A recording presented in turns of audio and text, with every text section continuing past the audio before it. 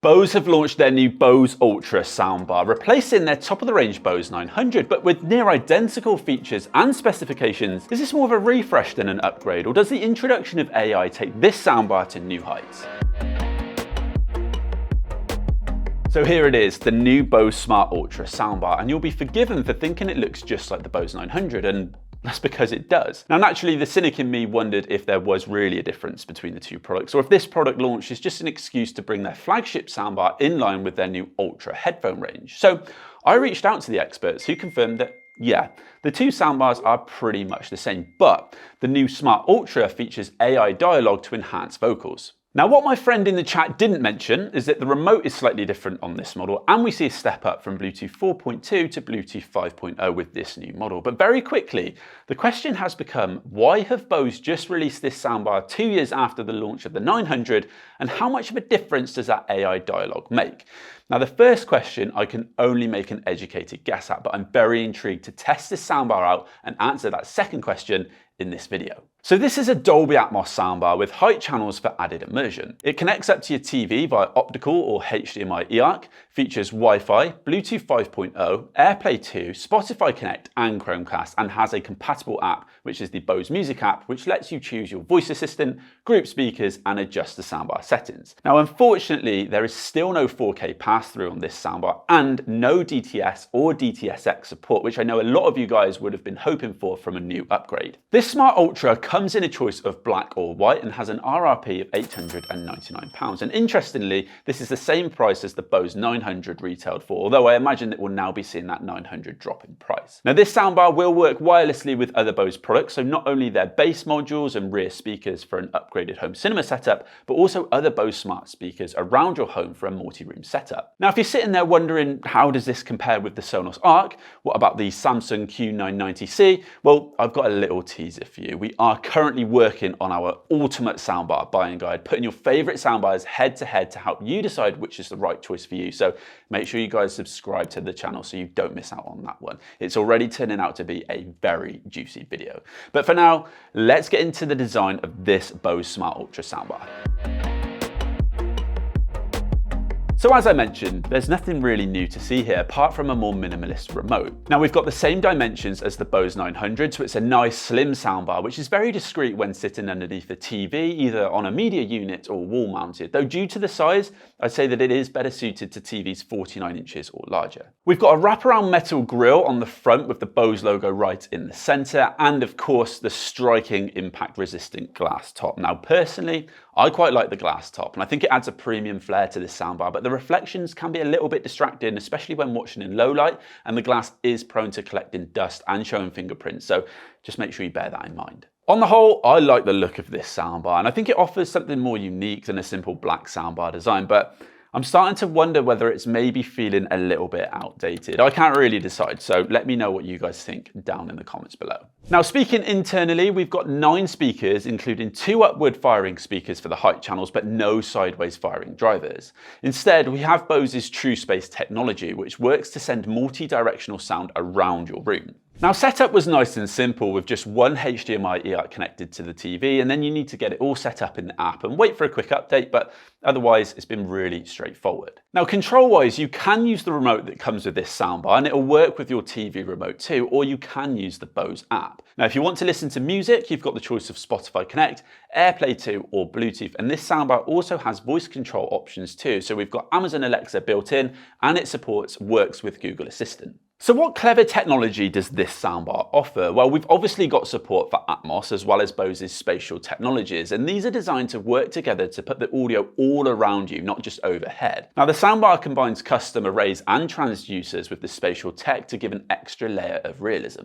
Bose's phase guide technology, also found in the Bose 900, works to put sound in precise places around the room, counteracting the lack of sideways firing drivers. So if you have someone talking to the right of the screen, then you should hear that reflected in your room. Now, for those who don't always watch Atmos content, Bose have True Space technology, which takes stereo or 5.1 content and upmixes it to create a more immersive performance with an added sense of height. And from our testing, this has worked really well, which I'll come on to in a little bit more detail shortly. So we've obviously got a lot of technology at work here, but we've now also got the addition of a new AI dialogue mode, which is debuting in the Smart Ultra. And yes, AI has made it into a soundbar. Now, I do imagine that we'll see it in other Bose products in the future as well, but the whole point of this technology is to make spoken words easier to hear without taking away from the overall immersion of your content. So it should balance voice and surround sound. Now, Bose have described it by saying that you should be able to hear what people are saying without having to turn the volume up. So you're not going to get a jump scare when an advert comes on full blast. That's how it should all work in theory, but it's time to share how we found this soundbar performed in our testing.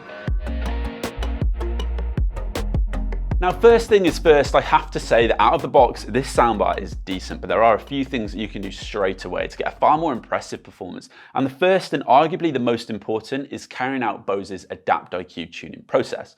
Now, this soundbar comes with this very exciting looking headband, which you simply place on your head and sit in your preferred viewing position. And the ADAPTiQ technology will then optimize the performance to suit your space. Now, I said this in my Bose 900 review, and I'll say it again right here. This is one of, if not the best tuning softwares that I've tested for a soundbar, making a noticeable difference for me in this space. Now, the other changes that I would recommend making are found in the Bose Music app. Now, there is a lot that you can do here, including adjusting the height channels, the center channel, the bass, and more. Now, for me, once I had carried out ADAPTiQ in my room, I then also bumped the height channels to 50 to give a bit extra height immersion, and I also boosted the bass by 30. For everything else though, I left it 0. Now, how that looks for you in your space will likely be different, but I wouldn't be shy about giving it a go and finding a performance that you're happy with. So I'm going to show you guys a demo now, and for reference, the testing was done once we carried out ADAPTiQ tuning, but I left all of the EQ adjustments at 0. I have no intention to leave my work unfinished.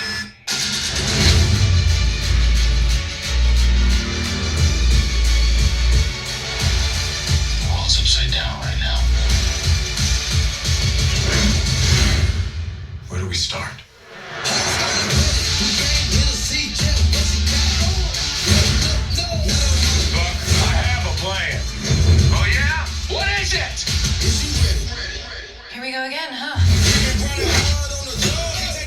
So hopefully you guys enjoyed that sound test. Now for me, I think that this Smart Ultra delivers the most clear, detailed vocals that I have ever heard from a soundbar.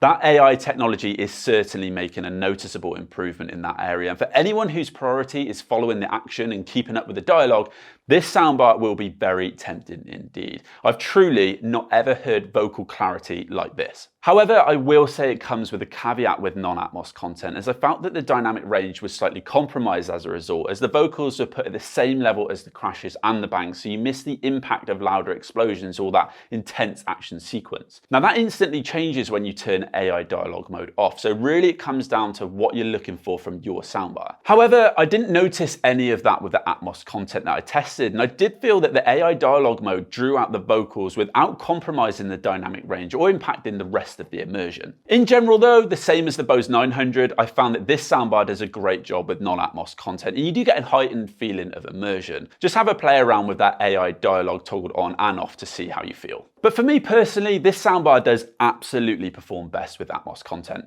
I found you get a wide soundstage and it does a really good job of moving sounds around the room. Now I tested this out with a new Mission Impossible film, and in one of the earlier scenes in the desert, it really did feel like there was wind blowing around the room. It was almost as if there were speakers to the left and to the right hand side of the sofa. Similarly, in the scene in James Bond where they're being shot at in the car, the camera pans backwards through some bows and you really feel that audio moving through your space. Now, I actually didn't feel like it was missing any sideways firing drivers in my setup. Now, to be honest, I do think that this soundbar doesn't perform as well with more hectic scenes with lots of dialogue, music, sound effects and so on, especially when listening at louder volumes, and I found it could get a little muddy and even a little bit harsh at times. Now, I do also think that even with the bass turned up in the app, there could still be more punch from this soundbar, and I think that's where the Bose subwoofer comes in. Now, both the Bose bass module and rear speakers have been around for quite a while now and are in the 700 iteration, so it's possible that we could see an update of these soon, and maybe that's what the Ultra has been released in preparation for. But the bass module 700 is still a good addition, and it would be needed if you're serious about bass and feeling the rumble of audio in your space. Although it does come with a pretty hefty price tag of £799. However, when it comes to rears, I don't feel right recommending the Surround Speaker 700s, as I truthfully think that they are much in need of a replacement and don't carry the same weight needed to complement the Smart Ultra. So I'm really hoping that we might see a new pair of Ultra rears maybe, a solution that brings them more in line with what we see from other brands such as Sonos. Now I also tested this soundbar out for music and had varied results. Now on the whole, I think this is a soundbar that performs better for TV than music. It's not bad, and for most genres it does a decent job. However, I don't think that AI dialogue had as much of an impact on music as it does in movies, and I think it really has been designed to make the most of Atmos movie content.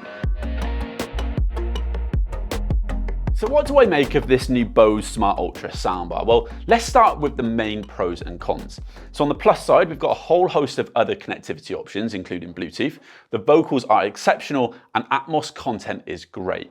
On the other hand, the bass could be a little bit punchier. There's no DTS or DTSX, the rears options aren't quite the best, and there's no 4K pass-through. Now, while on paper this Smart Ultra doesn't look like a particularly exciting product, when retesting this soundbar and hearing the new technology, I do find that this is a very enjoyable soundbar to listen to. And if vocal clarity is at the top of your list, then I would 100% recommend Ultra. Now look, let's call this for what it is. It's a product refresh. But given that it's the same price as the Bose 900, I think Bose are fully aware that this is not a new flagship soundbar for them, the same way that the Quiet Comfort Ultra headphones are with a host of new features and upgrades. Now my hope is that this move is to bring the soundbar more in line with their more simple naming system and a new bit of technology that they've been working on, and maybe line it up to work with a new lineup of rears and subwoofers. But this is still a very solid soundbar option for me, and that's why it's still making its way into my top soundbars video, and why I'm sure that it will continue to be a popular model going forwards.